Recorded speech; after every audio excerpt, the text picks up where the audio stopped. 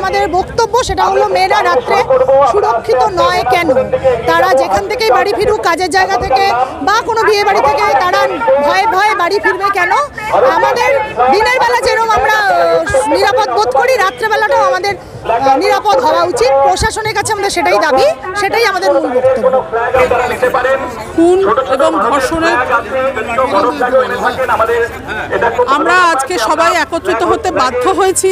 এই দিনটা এসছে কারণ আমরা জানি জি কর মেডিকেল কলেজে একটা নৃশংস ঘটনা ঘটে গেছে, ধর্ষণ, খুন, এবং তারপরে সেইটা ধামাচাপা দেওয়ার একটা চেষ্টা, ইনভেস্টিগেশন ডিলে হওয়া। আমরা আন্দোলন অনেক আগে থেকে শুরু করেছিলাম প্রত্যেকটা মেডিকেল কলেজে, আমি উত্তরবঙ্গ মেডিকেল কলেজ থেকে। এই আন্দোলনের জেরে কিন্তু আজ সিবিআই তদন্ত শুরু হয়েছে। আর আমরা চাই এই আন্দোলনটা আরও জোরতর হোক, সব জনগণ একত্রিত হোক। আজকে আমরা এই সন্ধিক্ষণে এসে পৌঁছেছি যে আমাদের সাথে সত্যি জনতা এক হয়েছে, এ যে আমাদের কত বড় পাওয়া।